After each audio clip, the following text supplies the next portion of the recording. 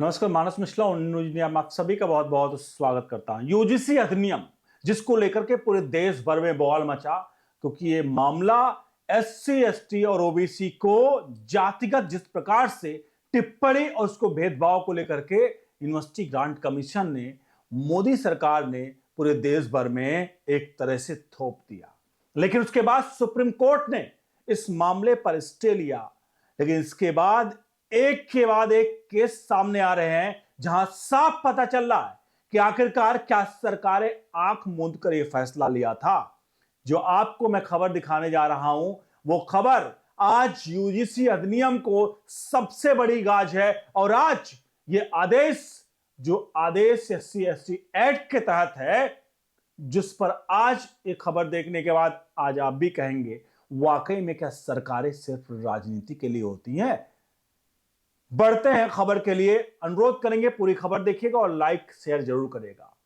शुरुआत पहले आपको बताते हैं, जिस घटना का जिक्र करते हैं उसके बाद यूजीसी का पूरा कच्चा चिट्ठा खुलेगा। 14 साल तक एक व्यक्ति को जेल में आरोपी था, उसका नाम था विल्सन सिंह उर्फ आंसू। जी हां, घटना लखनऊ के विकास नगर की है। लखनऊ के विकास नगर थाने को मैं आपको पूरी घटना पहले बता देता हूं, इसलिए आपको समझ में आएगा कि आखिरकार ये पूरा का पूरा यूजीसी अधिनियम जो है, जो सवर्णों के फंसाने के लिए क्या वाकई में मोदी सरकार लेकर आई थी। सवाल बड़ा है, क्योंकि मोदी सरकार क्या खेल खेल रही थी ये अलग का विषय है। मैं इसमें नरेंद्र मोदी की बात नहीं कर रहा हूं, क्योंकि कांग्रेस का इसमें बड़ा खेल था, इसमें वो अलग विषय है। लेकिन इस विषय को सबसे पहले इससे समझते हैं जो मैं आपको बताने जा रहा हूं। मामला एससी एसटी केस को लेकर के था। 2011 में विकास नगर थाने में एक एफआईआर दर्ज होती है। उसकी तारीख थी 9 अप्रैल 2011, जिसमें एक दलित युवती विल्सन सिंह नाम के युवक पर एफआईआर दर्ज करवाती है कि उसने मेरा रेप किया है और उसके बाद मुझे जाति सूचक शब्दों से मेरा अपमान किया है। यह एफआईआर दर्ज कर ली जाती है। अखिलेश यादव के उस समय सरकार रहती है, और मामला दर्ज हो जाता है। जब इस पूरे मामले की सच्चाई सामने आती है तो 2011 से 2025 आ जाता है, यानी कि 14 साल के आसपास का वक्त जो है वो गुजर चुका। और उसके बाद आरोपी के साथ क्या होता, जो आरोपी था उसके साथ, विल्सन सिंह के साथ क्या होता है, आप सुनकर हैरान रह जाएंगे। असल में पूरी घटना सुनेंगे। जो दलित युवती जो आरोप लगाती है, वो लखनऊ जो बाराबंकी के एसपी ऑफिस में कांस्टेबल होते हैं। उनका नाम है शरद श्रीवास्तव। शरद श्रीवास्तव के यहां ये दलित महिला काम कर रही होती है। और दूसरा जो विल्सन सिंह है, वो विल्सन सिंह भी शरद श्रीवास्तव के यहां ड्राइवर का काम कर रहा होता है। और किसी पैसे के लेन देन में, सैलरी के लेन देन रहा होगा, उस लेन देन में शरद श्रीवास्तव से मांगने आता पैसा विल्सन सिंह। ये तारीख होती है 9 अप्रैल 2011 की। इन दोनों के बीच में कुछ कहासुनी होती है और उस पैसे को लेकर के शरद श्रीवास्तव कहता है कि मैं तुम्हारे ऊपर केस कर दूंगा। यह पूरा प्रकरण चलता है। उसके बाद वो दलित युवती विल्सन सिंह को आरोप लगाती है कि इन्होंने मेरा रेप किया और रेप के बाद मुझे जात सूचक शब्दों का मेरे ऊपर जो है वो किए, जात सूचक शब्द बोले। अब ये पूरा मामला जब केस जांच होती है, तो अब जब जांच के बाद एक कड़ियां खुलना शुरू होता है, तो पता चलता है ये पूरा का पूरा केस ही बोगस था, फर्जी था। अब सोचिए, पूरा केस फर्जी था। और इसमें जिसने आरोप लगाया उसको लेकर के जज साहब ने जबरदस्त फैसला सुनाया।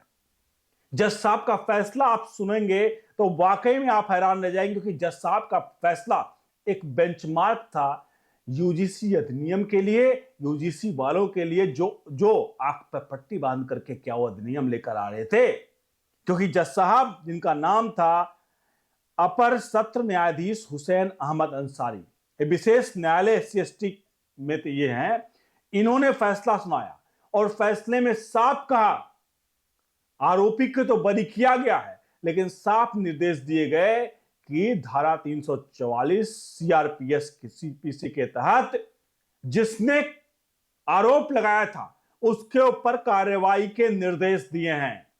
जी हां, 14 साल तक बर्बाद हुआ विल्सन सिंह का। अब उस विल्सन सिंह से पूछो कि आखिर बेचारे का 14 साल जो चले गए, अब वो 14 साल कौन वापस लाएगा? वो युवती, वो हमारा कानून, हमारा न्याय व्यवस्था, जिसने हमारे जैसे लोग, मतलब हमारे जो लोग हैं, जो SC/ST एक्ट लेकर आए और इस तरह से एक्ट लेकर आए जहां पर लोगों को फर्जी फंसाया जा रहा है। अब सोचिए, आरजेडी की, राष्ट्रीय जनता दल की, जो तेजस्वी यादव की पार्टी की एक महिला है, उसका नाम नहीं लूंगा, कोई यादव है, वो महिला ये कह रही है, राष्ट्रीय प्रवक्ता अपने आप को बोलते हैं, दो कौड़ी के पार्टियां राष्ट्रीय प्रवक्ता ऐसे लोग को बताती हैं जो ये कहती हैं कि सवर्णों को इसलिए फंसाया जाना चाहिए कि उन्होंने कभी हमारे ऊपर अत्याचार किया है, इस बिना पर सवर्णों को फंसाया जाना चाहिए। ऐसी सोच, ऐसी मानसिकता वाली पार्टियां सत्ता में रहती हैं, चाहे सत्ता पक्ष हो या विपक्ष हो, राजनीति करती हैं। और आज देखिए, 14 साल तक जो व्यक्ति, जो मतलब पूरी तरह से निर्दोष था, ना रेप, ना जाति सूचक शब्द, क्योंकि जितने भी टेस्ट, जितने भी जांच हुए, उसमें जो आरोप जिसने लगाया वो प्रूफ नहीं कर पाया कि वो व्यक्ति उसने ऊपर मतलब ऐसा कुछ किया था। अब इसमें एक सवाल और है, कोई ये कहे कि बहुत मजबूत, पावर रसूखदार आदमी रहा होगा, इसलिए उसके ऊपर SC/ST एक्ट, वो महिला दलित थी इसलिए वो साबित नहीं कर पाई। तो आपको बता दें, वो मामूली सा ड्राइवर था विल्सन सिंह, जिसके ऊपर आरोप लगे थे। अब सोचिए, गरीब जो बेचारा ड्राइवरी का काम करता है, एक ड्राइवर, देखिए काम कोई छोटा बड़ा नहीं होता है, लेकिन कम से कम उसकी इनकम कितनी रही होगी, और वो अपनी मां के बीमारी पर पैसे लेने आता है शरद श्रीवास्तव के पास, और उसकी बहस होती है। 14,000 रुपए का मामला था, और शरद श्रीवास्तव के यहां जो महिला होती है दलित, वो उसके ऊपर SC/ST एक केस लगा देती है। अब आप खुद इस पूरे प्रकरण पर समझिए। मैं इसलिए UGC अधिनियम को कह रहा हूं कि UGC अधिनियम क्या UGC अधिनियम, आपको पता है कि UGC अधिनियम में क्या ये सब चीजें देखकर रखी गई हैं? कुल मिलाकर अगर हम बात करें तो ये जो विष्णु तिवारी वाला केस था, सन 2000 से लेकर के 2021, मतलब 25 साल का पूरा उनका वक्त निकल गया, यहां 14 साल का वक्त निकल गया। ऐसे कितने केसेज हैं जिनके बारे में हम आप नहीं जानते हैं, लेकिन इन केसेज में क्या हो रहा है, अब धीरे धीरे करके केसेज कहीं निकल के आ रहे हैं तो पता चल रहा है। लेकिन अब एक बात तो साफ है कि चाहे कोई भी केस हो, मुझे लगता है सरकार को इस बात को लेकर, क्योंकि देखो कोर्ट इस वक्त देश में जहां जितनी भी कोर्ट है, वाकई में फैसले जबरदस्त आ रहे हैं, जोरदार आ रहे हैं और न्याय संगत आ रहे हैं। चूंकि ये एक केस नहीं है, अभी 1-2 केस और आए हैं जहां पर फर्जी FIR को लेकर के सीधे तौर पर जिसने फर्जी कार्रवाई कराई, मतलब FIR करवाया, उनको सीधे तौर पर उनके सजा पर, उनके ऊपर कार्रवाई के निर्देश दिए गए हैं। अब आप खुद सोचिए, जहां देश की कोर्टें आज ये फैसले दे रही हैं, जहां पर ये कहा जा रहा है कि जो लोग फर्जी FIR दर्ज करा रहे हैं इन पर कार्रवाई हो, लेकिन दूसरी तरफ हमारे देश की सरकारें आज सोई हुई हैं चुपचाप, और वो UGC अधिनियम लेकर आ रही हैं। बड़ा सवाल है यहां। सवाल देखिए, कोई भी गलत काम करेगा तो उसके बारे में हम जरूर मुद्दों को रखेंगे, और यही आज एक का मुद्दा है कि UGC अधिनियम जो अभी भले स्टे लगा हुआ, लेकिन 19 मार्च को क्या होगा कोई नहीं पता, लेकिन इसके बीच में चीजों को दिखाना चाहिए, सच्चाई को आप तक पहुंचाना चाहिए, इसलिए मैंने आपको कुछ चीजें आप तक पहुंचाई हैं। आपसे अनुरोध करेंगे, वीडियो के कमेंट बॉक्स में अपनी राय प्रतिक्रिया जरूर दीजिएगा, वीडियो को लाइक शेयर जरूर करिएगा। बने रहिए ओनली न्यूज इंडिया के साथ। बहुत बहुत धन्यवाद।